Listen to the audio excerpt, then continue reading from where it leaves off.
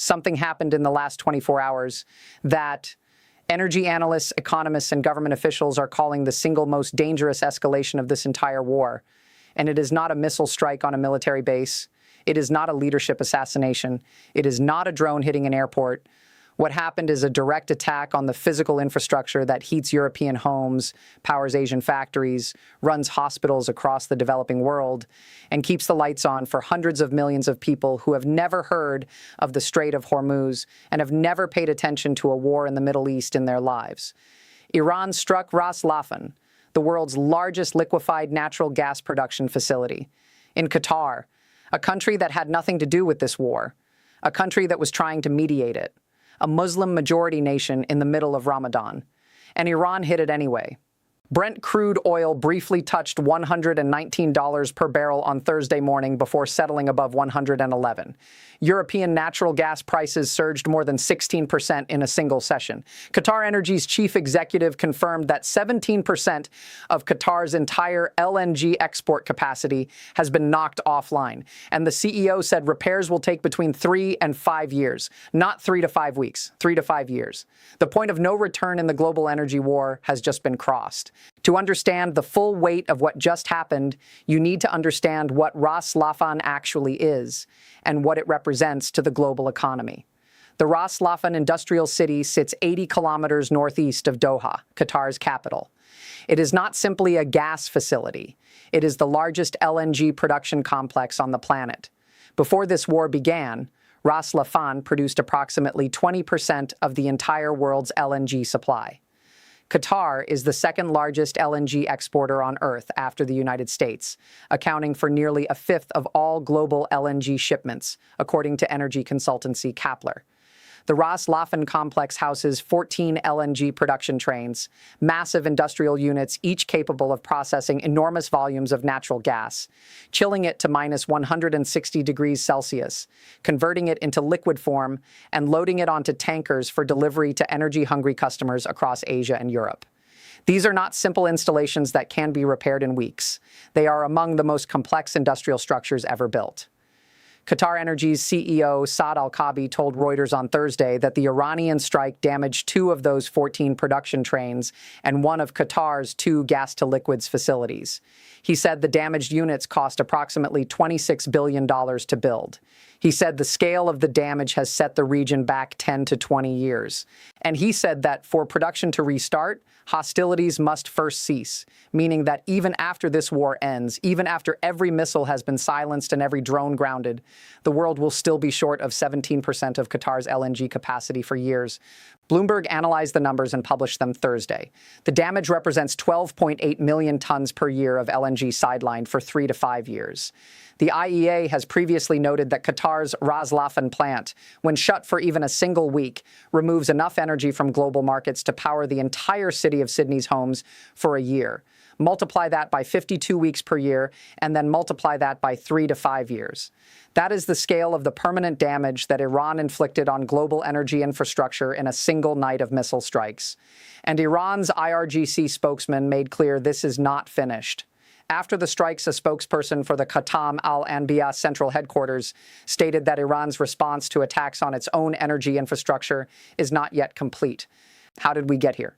Because the chain of events that led to Thursday's catastrophic escalation is a story of miscalculation piling on top of miscalculation in a way that nobody involved appears to have fully thought through. Israel struck Iran's South Pars natural gas processing facility at Asaluya on Wednesday. South Pars is Iran's half of the same gas reservoir that Qatar calls the North Field. They are geologically the same structure, a shared reservoir that sits beneath the waters of the Persian Gulf, straddling the maritime border between the two countries. South Pars supplies 70% of Iran's domestic gas consumption. It feeds Iran's power plants, heating systems, and what remains of the country's petrochemical industry. Israel had previously struck Iranian fuel depots and oil facilities, but had until Wednesday deliberately avoided hitting actual gas production infrastructure. That restraint ended Wednesday. The Israeli military confirmed it struck treatment facilities at Asaluya, specifically targeting Iran's gas infrastructure. The governor of Asaluya confirmed facilities were taken offline to control fires. And within hours of that strike, Iran did exactly what any military analyst paying attention would have predicted. It struck Qatar's side of the same gas field. The problem is that Trump says he knew nothing about it. In a Truth Social post Wednesday, Trump wrote that the United States knew nothing about this particular attack, referring to Israel's strike on South Pars. He said Israel acted out of anger. He said there would be no more such attacks. But sources familiar with the operation told CNN something very different. An Israeli source said Israel carried out the attack in coordination with the United States. An American source said the U.S. had been aware of the strike. So either the President of the United States was kept in the dark by his closest military ally about a strike on the world's largest gas reservoir that he should have known would trigger a catastrophic Iranian response targeting Qatar, a country that hosts America's largest military base in the Middle East. Or Trump knew and is publicly denying it for political or diplomatic reasons. Neither option reflects well on the administration's management of this war. And in the hours after Trump's denial, he issued a threat that made the contradiction even more glaring. He said, if Iran continues to attack Qatar's LNG facilities, the United States will massively blow up the entirety of the South Pars gas field at an amount of strength and power that Iran has never seen or witnessed before. So Trump claims America knew nothing about the strike that triggered all of this. But America is now threatening to finish what Israel started. That is not a coherent position. And the markets, the Gulf governments, and the world's energy consumers are all paying the price for that incoherence right now. Iran did not limit its retaliation to Qatar. In the same wave of strikes on Thursday, Iranian drones and missiles hit Saudi Arabia's Samref oil refinery, one of the largest in the kingdom, located in the eastern region. Kuwait Petroleum Corporation confirmed drone attacks on 2 units at its Mina Al Ahmadi and Mina Abdullah refineries, among the largest refining operations in the Middle East. The UAE reported attacks on its Habshan gas facilities and its Bab oil field, with authorities shutting down both after debris from intercepted missiles caused damage. Saudi Arabia intercepted an Iranian missile targeting the port of Yanbu, which has emerged as the kingdom's critical backup export route given that the Strait of Hormuz remains effectively closed. These are not symbolic strikes. This is Iran executing a deliberate and coordinated campaign against the physical energy production infrastructure of 4 separate Gulf countries simultaneously. In a single night, Iran hit Qatar, Saudi Arabia, Kuwait, and the UAE, all 4 in one operation. Saudi Foreign Minister Faisal bin Farhan's statement on Thursday captured the full weight of what is happening to the Gulf's relationship with Iran. He said, "What little trust there was has completely been shattered, has been shattered on multiple levels." Saudi Arabia then issued a formal warning that it reserves the right to take military actions against Iran if deemed necessary.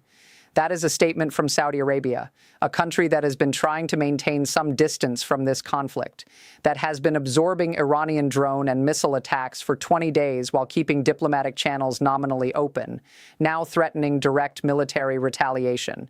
Qatar went further.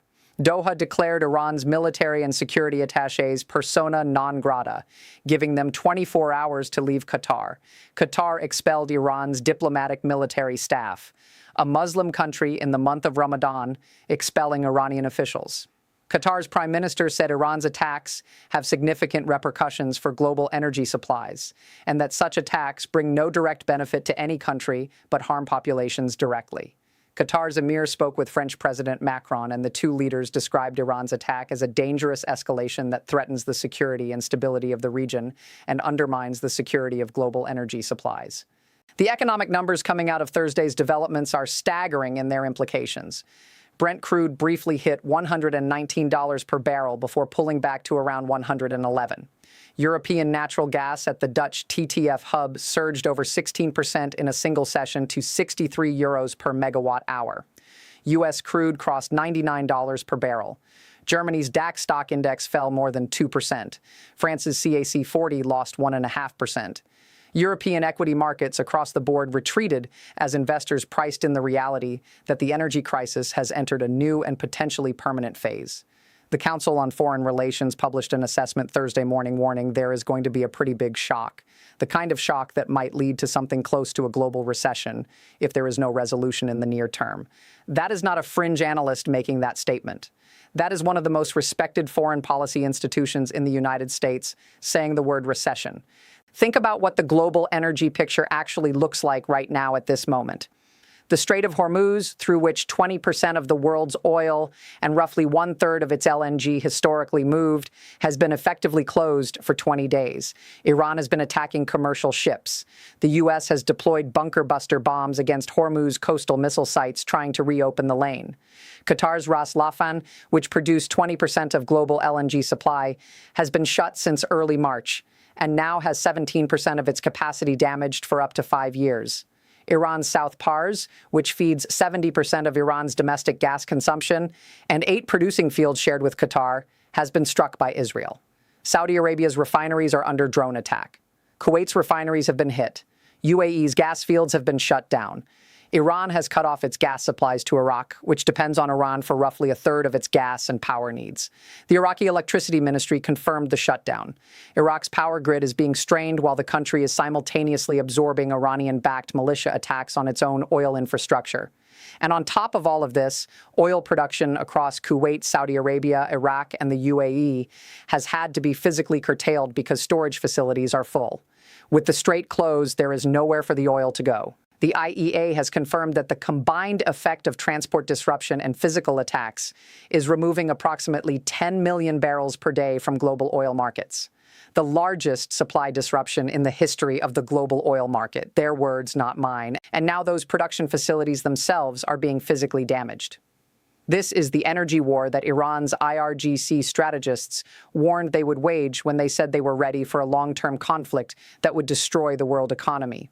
They said that weeks ago. Today, it is not a threat. It is happening. Every week that Ras Laffan stays offline, Bloomberg calculates the equivalent of Sydney's entire residential energy consumption is lost from global markets.